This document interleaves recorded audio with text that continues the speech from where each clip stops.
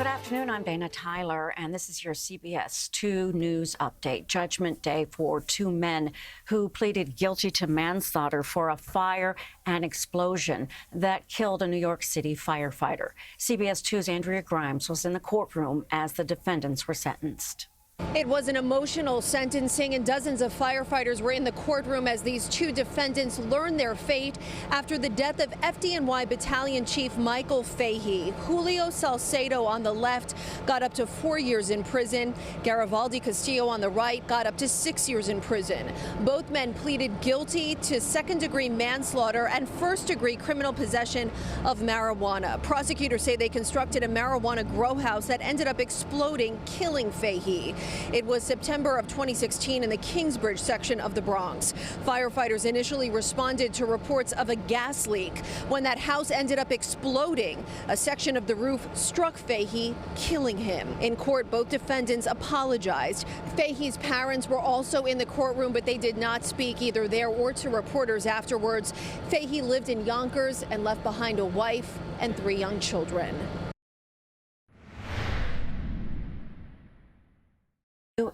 We have new information in a building fire that killed one person this morning and injured several others. Yeah. That was me. I mean, that was true, or was that with my earpiece?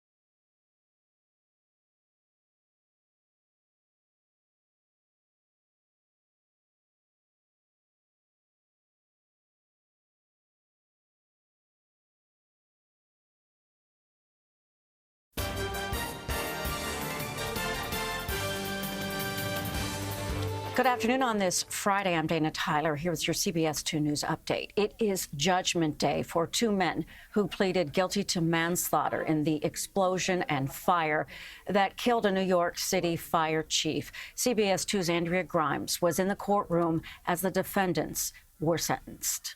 It was an emotional sentencing, and dozens of firefighters were in the courtroom as these two defendants learned their fate after the death of FDNY Battalion Chief Michael Fahey. Julio Salcedo on the left got up to 4 years in prison.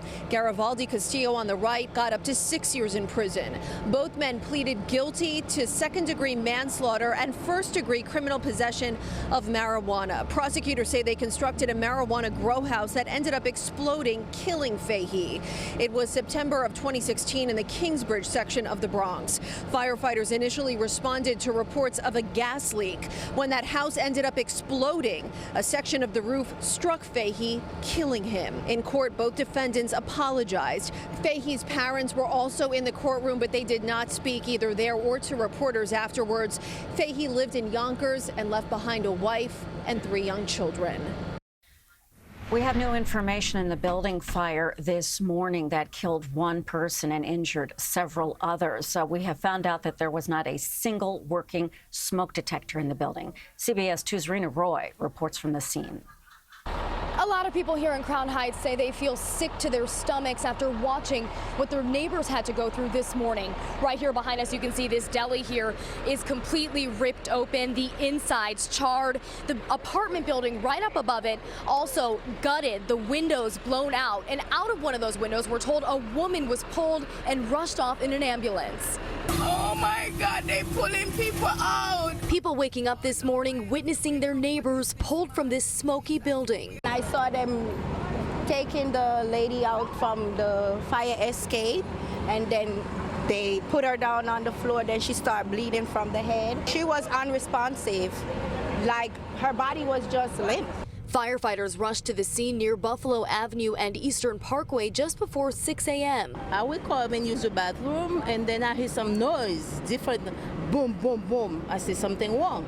Fire officials say it somehow started in the first-floor deli while it was closed, quickly spreading to the 4-story, 28-unit apartment building above, taking 170 firefighters to get it under control. Banging on the door, tell us to get out. I was frightened, very frightened. The FDNY says a woman was killed and 3 others are critically hurt from smoke inhalation and cardiac issues. Several firefighters also suffered minor injuries. I saw them bringing them out the building on the stretcher, burned on this body. It was shocking, nerve-wracking. Deli owner Abdo Aldalam tells us he's been in business for about 40 years, saying he has no idea how this could have happened. I'm angry. I lost my business. I don't know what to say. Many now waiting to see what's next. How's tomorrow going to be?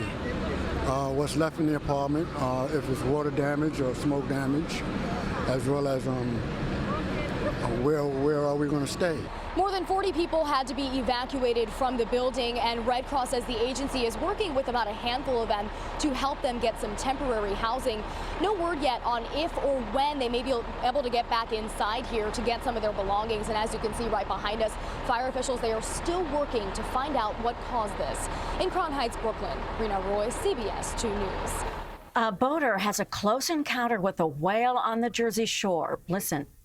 And we watched the whale, and next thing I know, all of a sudden the boat just goes whee, and it's gone. So he says the whale overturned his 20-foot fishing boat yesterday a mile off the coast of Deal in Monmouth County. He and another boater were rescued by a retired firefighter.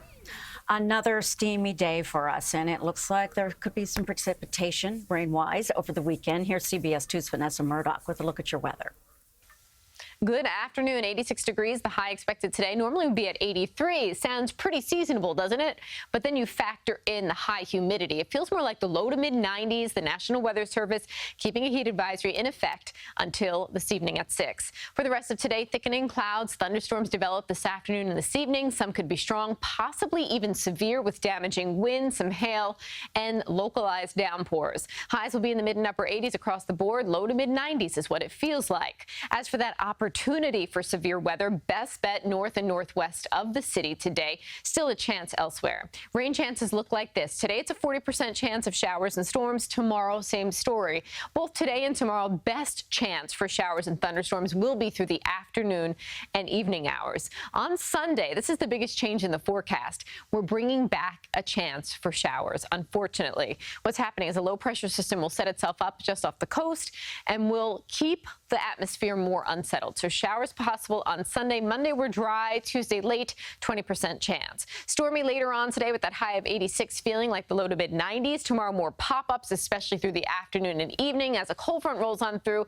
And then here you have it. This low pressure system spins up right along the lingering front. It will be cooler on Sunday, 78 with showers. Your beach and mountain forecast, 82 to 86 degrees tomorrow with that chance of storms at the coast. Sunday, 78 to 82 at the beach with, again, a chance for some wet weather. A little more dreary picture on Sunday. In the mountains, 73 to 78 with storms tomorrow. Then on Sunday, actually looking brighter in the mountains than anywhere else because that low pressure system's to our south. So more sun to the north, 71 to 75 in the mountains on Sunday. Now your extended forecast, 86 today, feeling like low to mid 90s. 84 tomorrow, feels closer to 90. 78, a little dreary on Sunday. Monday, Tuesday, the forecast looking really good. Those days kind of slid them off to the right. All right, have a wonderful afternoon. Thank you, Vanessa. President Trump is in the Hamptons today for a private fundraiser, so expect detours and extra traffic out there. Mr. Trump is hosting a roundtable and luncheon discussion with supporters in Southampton. Road closures for the event are expected to cause traffic delays if you're heading to the East End. The FBI is investigating a 35-year-old art heist of work by a Staten Island artist, and it's believed to be worth up to $700,000. Investigators say more than 30 pieces were stolen from artist Gregory Perillo in July of 1983, but that the artist may not have known some of the things were stolen. The art includes sculptures and painted pictures featuring Southwestern scenes. 3 pieces have been found over the years, 1 in a dumpster and 2 at a Manhattan art gallery. gallery. The FBI is asking for anybody who has information, please contact them to let them know what you know about any of the missing art. There is a consumer alert for drivers who use a key fob to unlock the car. Experts say that some thieves are using different technology to get into your car without even having your key. The National Insurance Crime Bureau says in some cases criminals are using an amplifying device. And, well, if that thing right there, and if a fob is inside your home, the amplifier can grab the signal, send it to another device, and then open your car doors. Wow. To prevent it, you can keep your fob inside a metal box, aluminum foil, or a bag designed to protect electronics from signal interference. If you can block the signal, if you can block the radio frequency of the device communicating to the vehicle, then you could stop the effectiveness of these. But people have also figured out how to steal a fob signal while you are using it. This video shows how somebody can be nearby and use a relay box to intercept the fob's code. This then allows the bad person to unlock the car, open the door, and even start the car and drive away. Automakers are working on improvements to thwart this type of hacking and burglary. That's your CBS2 update for this Friday afternoon. I'm Dana Tyler. Stay with us all day on our website, cbsnewyork.com, and on our Twitter and Facebook pages at CBS New York. Have a good day.